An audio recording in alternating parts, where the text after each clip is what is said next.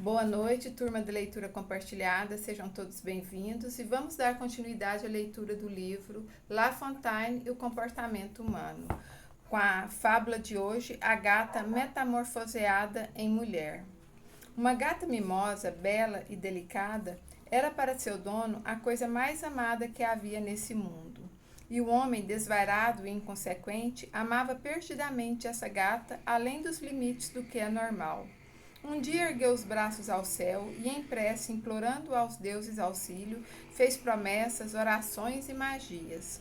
Tanto fez até que conseguiu dos deuses que aquele felino se transformasse em mulher. Uma dama lindíssima, uma bela mulher, como convinha a todo homem. Cego de amor, casou-se com ela. Homem apaixonado, marido carinhoso, ele adulava.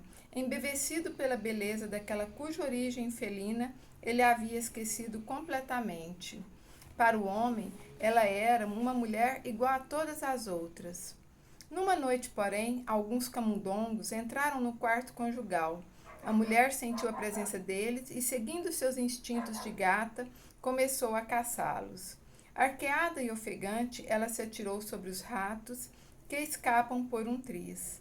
Ela não conseguiu da primeira vez, mas na noite seguinte, com os sentidos mais aguçados pela experiência da véspera, assim que os camundongos apareceram, saltou do leito e, em posição felina, arremessou-se sobre eles e os apanhou. Depois de conservar por muito tempo um licor, o vaso continua a guardar seu odor. Não perde o pano a antiga dobra, por mais que se tente esticá-lo, passado um tempo, ele recobra.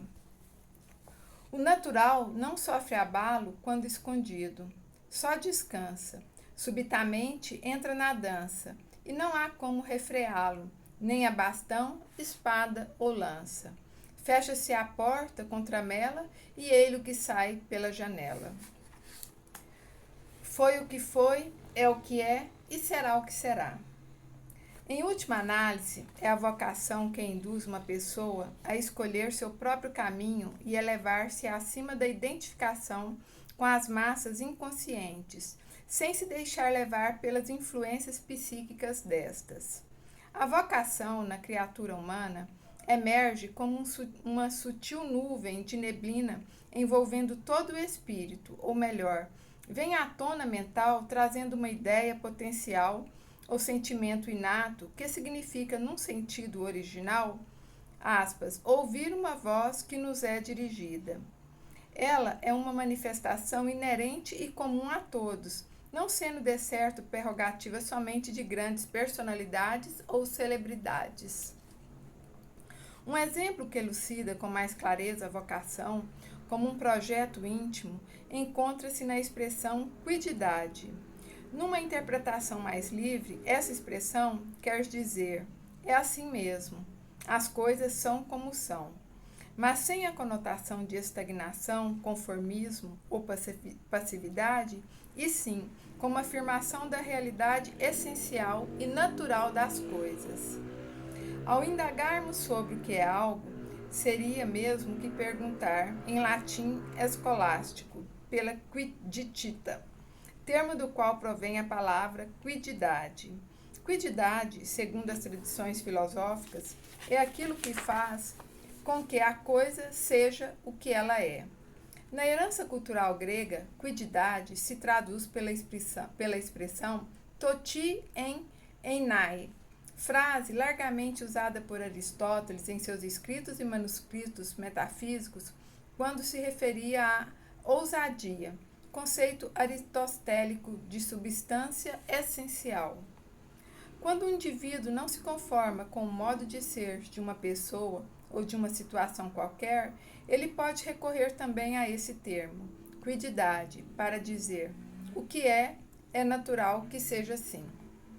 Semelhantes ao dono da gata, existem muitos homens que querem mudar a qualquer preço a natureza das coisas. Esquecem-se de que cada ser dá o que possui, vive da maneira que quer, compreende a vida do jeito que a percebe. Ao tratar de vocações, tendências e disposições inatas, todos temos características e necessidades próprias de sermos como somos e de estar onde e com quem quisermos, seja na vida pessoal, seja na vida social.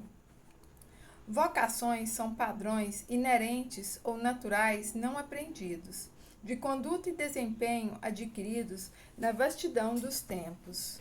Nosso progresso na Terra, desde antropóides nus até especialistas vestidos, deu aos seres humanos um conjunto específico de ferramentas emocionais e ou intelectuais, úteis e produtivas, para que todos possamos nos complementar e trabalhar unidos na comunidade planetária.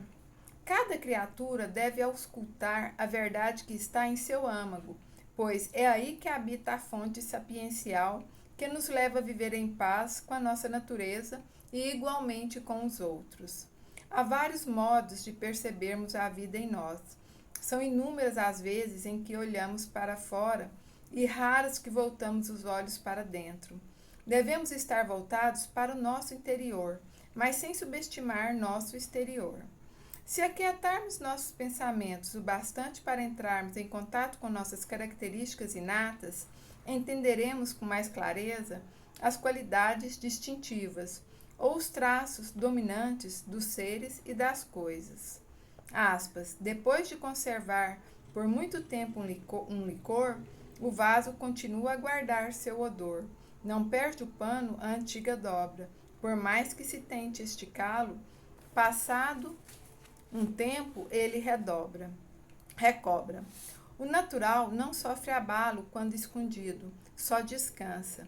Subitamente entra na dança, e não há como refreá-lo, nem a bastão, espada ou lança. Fecha-se a porta contra a mela, e ei-lo que sai pela janela. As orações dos grandes sábios afirmam no final que assim seja, ou mesmo assim é. Não existe diferença entre essas duas frases. Os emissários celestes não ficam pensando como as coisas poderiam ou deveriam ser. Eles têm o conhecimento de que para certas coisas somos impotentes e tomam para si esta verdade. Sabem que podemos lapidar o diamante, não mudar sua propriedade íntima, que somos capazes de entalhar a madeira, não transformar sua natureza orgânica.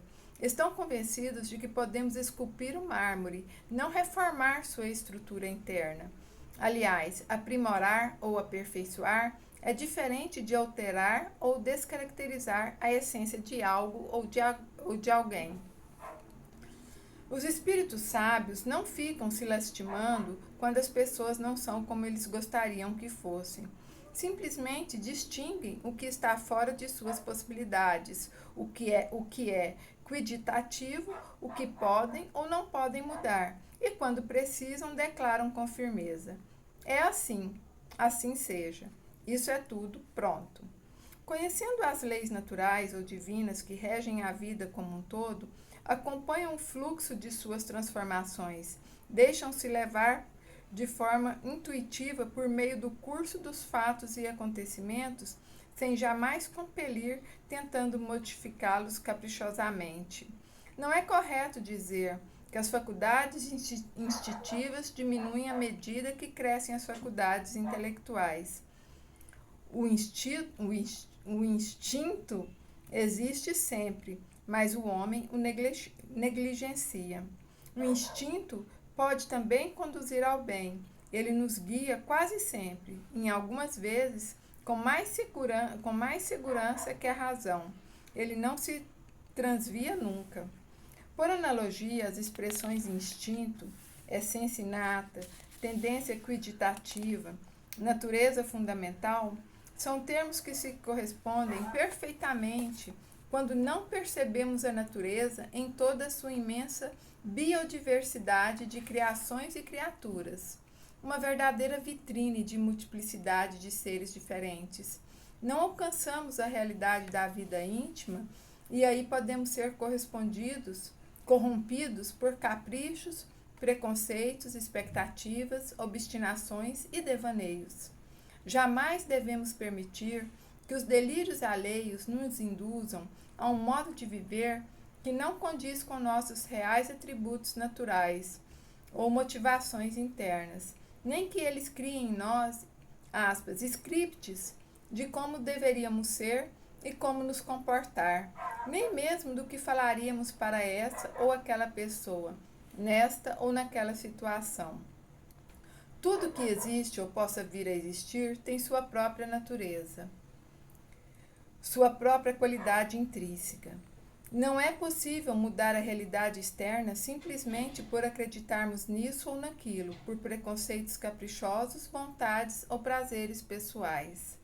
Como na fábula, não conseguiremos jamais transformar gatos em seres humanos, nem anular ou exterminar nossa índole, conjunto de qualidades e características inerentes a todas as criaturas, porque simplesmente não conseguimos deixar de viver a normalidade da condição humana. Nós, os homens, convivemos presos às regras desnaturadas, pois estamos vivendo distanciados da condição natural a que fomos chamados a viver. Não cumprimos os desígnios divinos da natureza da qual fazemos parte na atual encarnação. Por sinal da natureza, interna e externa, estão as mãos sutis do Criador agindo em toda parte. Aspas, seja feita a vossa vontade, assim na terra como no céu, disse Jesus. Moral da história. Eis uma lição extraordinária que nos quer mostrar La Fontaine. É difícil impor nossas regras e normas à natureza, ou melhor, mudar nossa essência desferindo golpes verbais ou emocionais. E por mais que façamos para dominar nossos impulsos, ei-los que surgem inesperada e imperceptivelmente. Embora tomemos todas as precauções possíveis para amordaçá-los, basta uma só oportunidade favorável para eles voltarem à tona. O que é inato, natural e instintivo não se elimina, equilibra-se. Se reprimido, ele descansa, some aparentemente.